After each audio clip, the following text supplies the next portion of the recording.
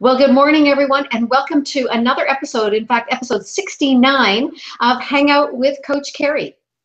My name's Kerry Brown, and I suspect that you're here because you are an entrepreneur, maybe even a solo entrepreneur working off your kitchen table or out of your guest bedroom on a desk that's in there, and you're trying to figure out how to be successful in your business. You may be passionate about it.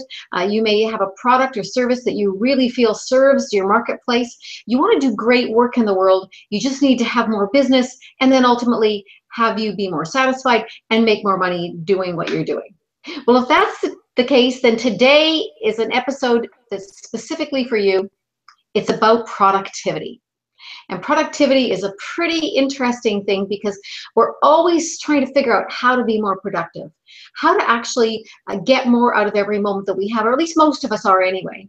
And in fact, I've coached people just like you for over 18 years. And what I find consistently over and over again is they tend to struggle with their time management, their productivity, all of that. In fact, I have a little sign here just to remind you that what we're really talking about is time management today. And we can come at time management many different ways, but really productivity is about time management. And it's about priority management, because at any given time, you can choose what it is you're going to be working on. And right now, if you're watching this live or within a day or two of this episode, we're in the early days of August. And so for you, summer has probably turned into quite a lazy pace now. A lot of people take some of August off.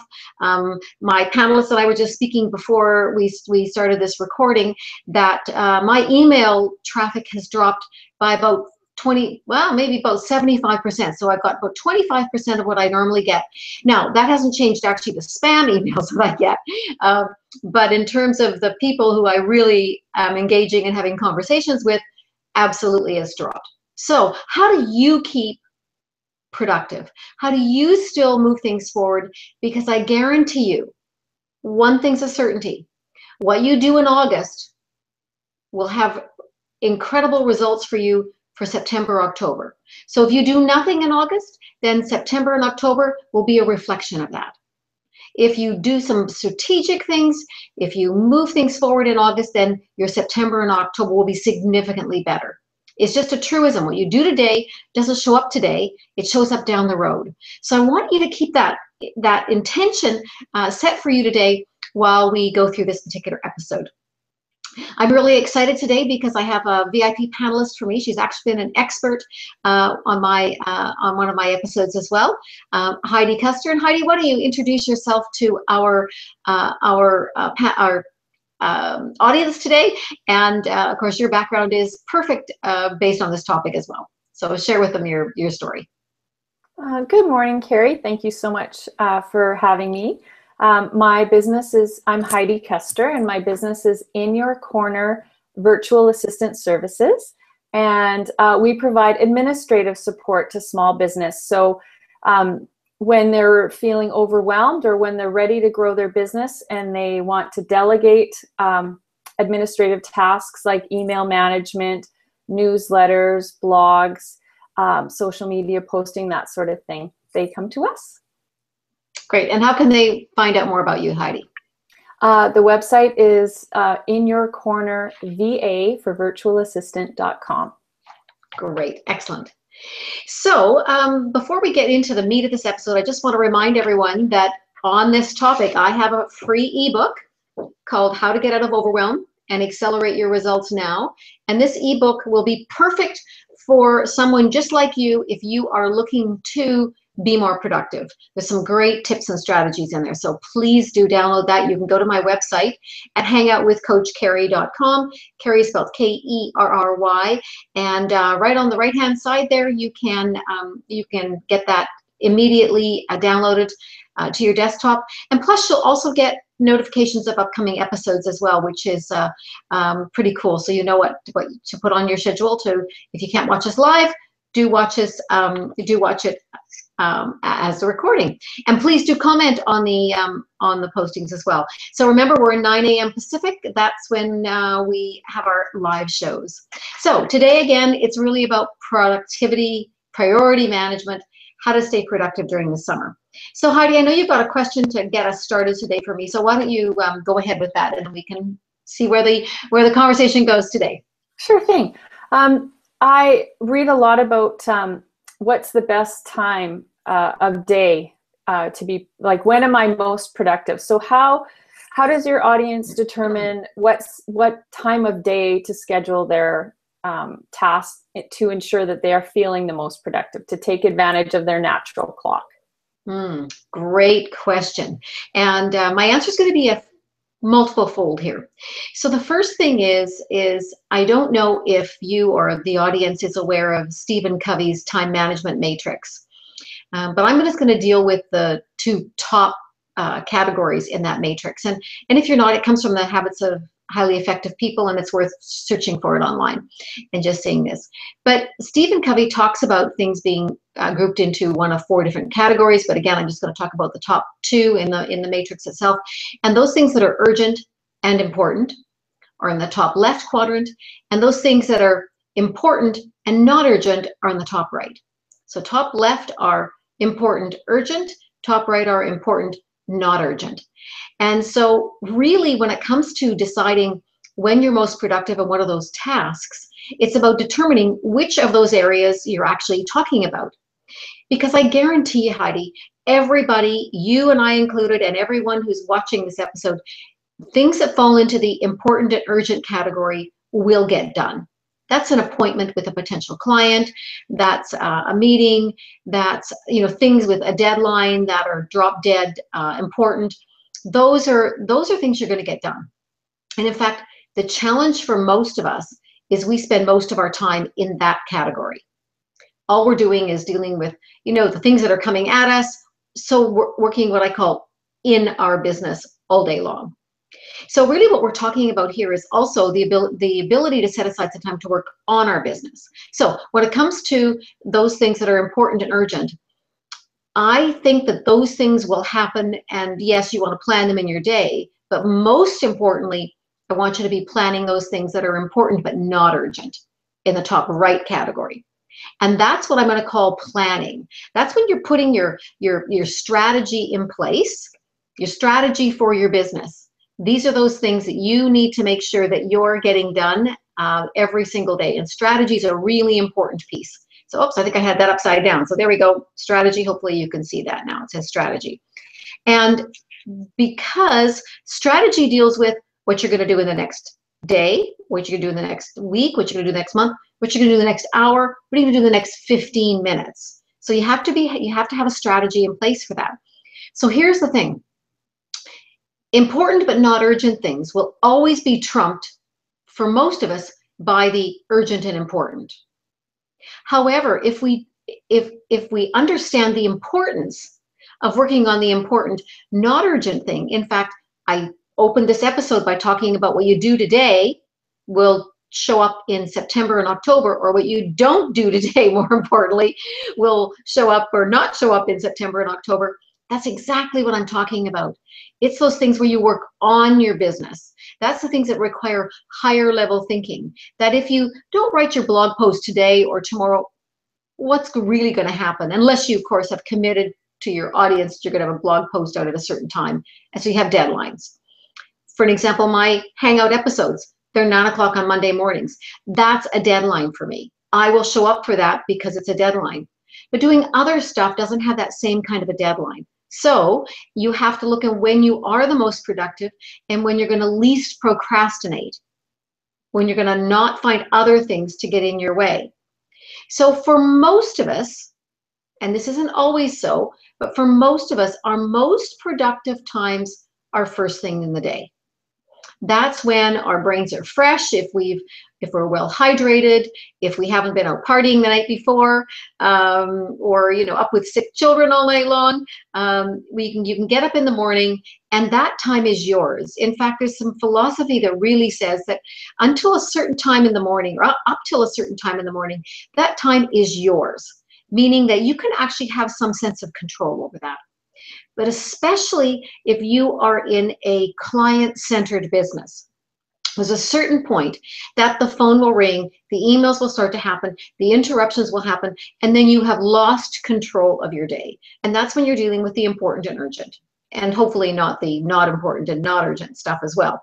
So what's happening is you're going to respond to that. So this is where it's important for you to take a bit of an audit of yourself. When am I most productive? When can I get the most things done? And the dilemma for most of us, and whether this is lazy summer or whether it's all year long, is the first thing we do when we get up in the morning is we check our emails.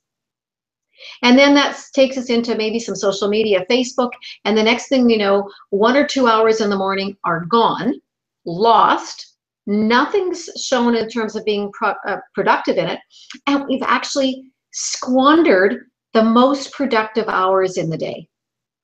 Most productive hours in the day. Now, I have some previous episodes that talk about how to deal with email management, and you'll see today if there's some time on that. But what I would say is, first thing when you sit at your desk is not the time to be checking your emails. So do not do that. In fact, the night before is when you need to be planning what you're going to do that next morning, so then you can actually arrive at your desk and do those productive things.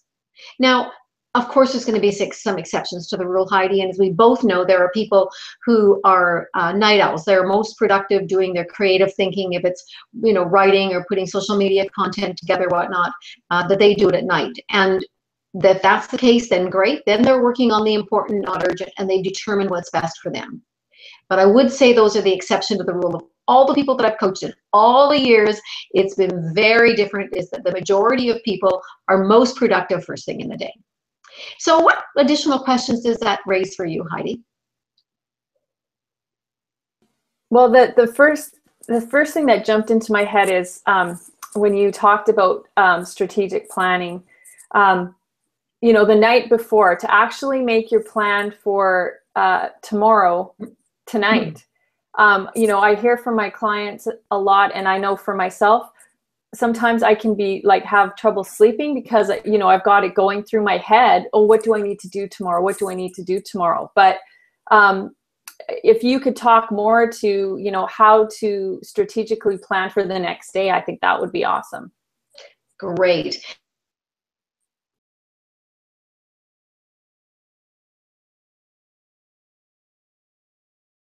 To have a spiral notebook. And what a spiral notebook is really used for is just a place to capture all the action items. So anything that's an action, so if you put an action verb in front of it, you'd be able to do it, call, follow up, email, research, whatever it is. So that's an action item. And then get that out of your head during the day. And then at the end of the day, pick the top 3 things. How many? Only 3. And the reason is the brain tends to start shutting down or negotiating when it's over 3. So all the research that I've learned, it's 3.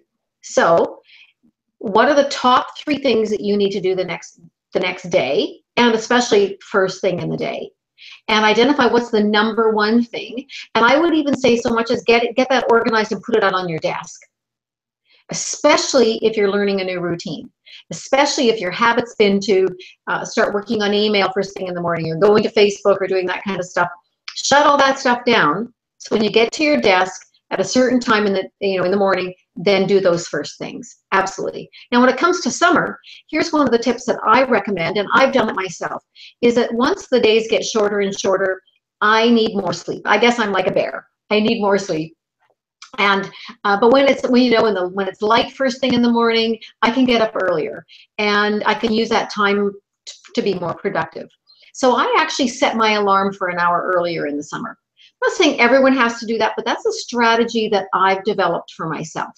Now, what I'm really alluding to here is the more aware you are of the patterns and the routines, the structures that work for you and the ones that don't work for you, then you can do something about it.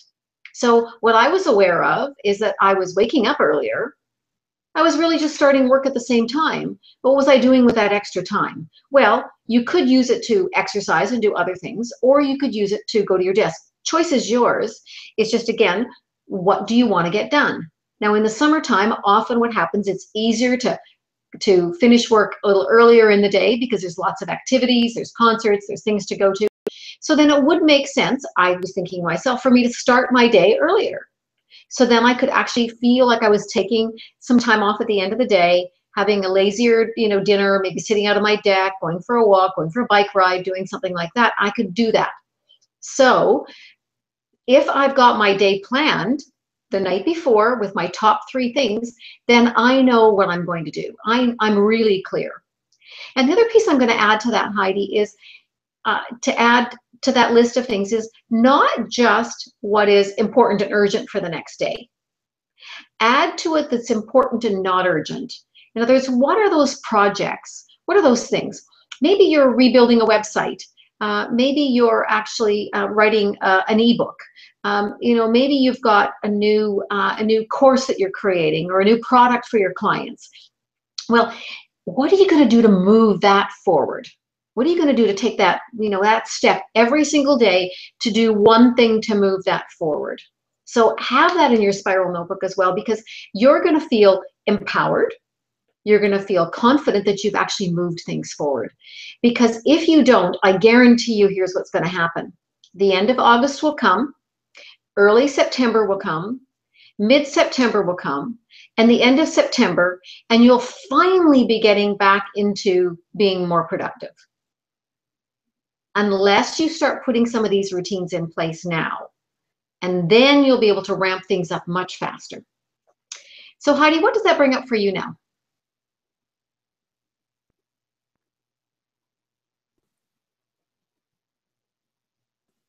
Sorry about that. Trouble with the button here.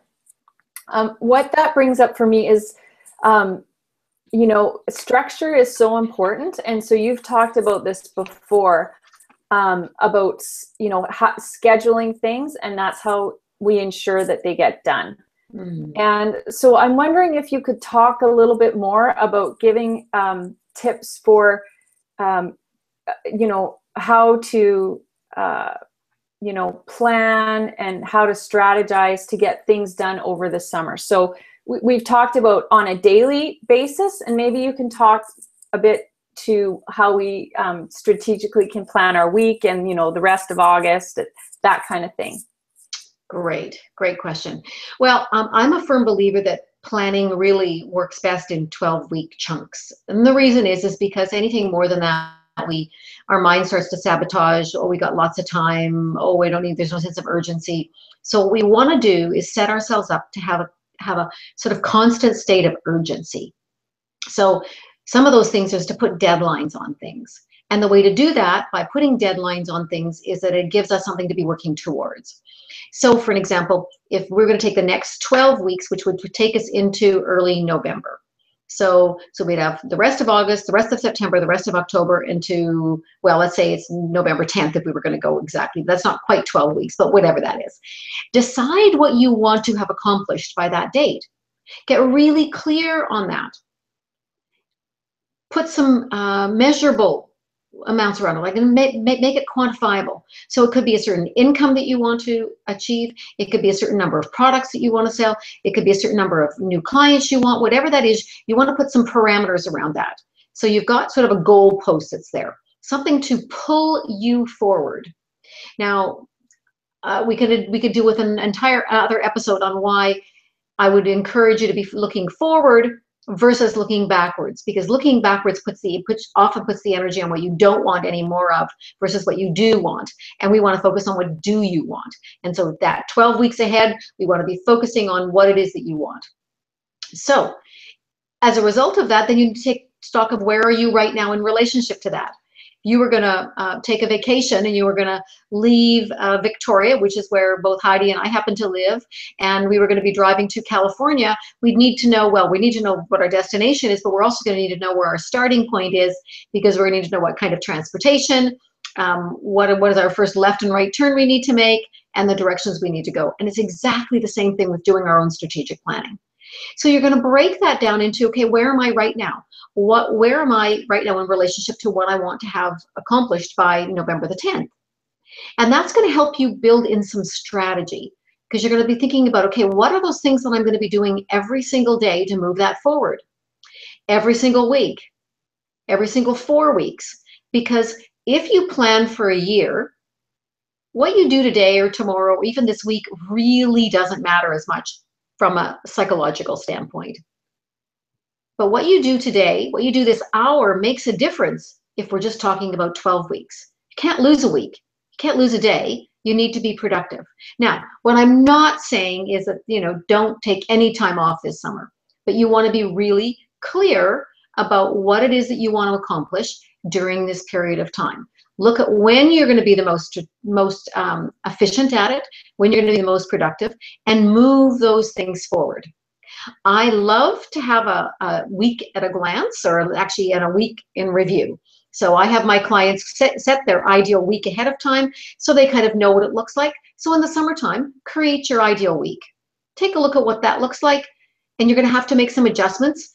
If you've got family in from out of town, what would it look like for you to say to them, I'm going to be working this morning and I've got time for you this afternoon. Here's some things that you can do so that you can still move things forward. You're going to have to put some structure in place. You're going to have to take a look at what are these obligations you've got and how can you work around it so that you can still get what you want. Because again, I guarantee doing the same thing over and over and again is going to get the same results, isn't it? So if you don't take some action, you're not going to move yourself forward. So at the end of the week, I like my clients all send me what are called Accountability Friday emails. And in that email, they look back at their week and they basically say, how did I do? What was the quality of the choices that I made? Did I move things forward? Did I, what were my wins? What were my challenges? So then you can step back for a moment and then plan what the next week is going to look like.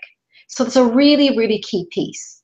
And then, of course, I encourage everyone. We're talking about taking actions here, aren't we? That's the most important thing. So taking action is really key.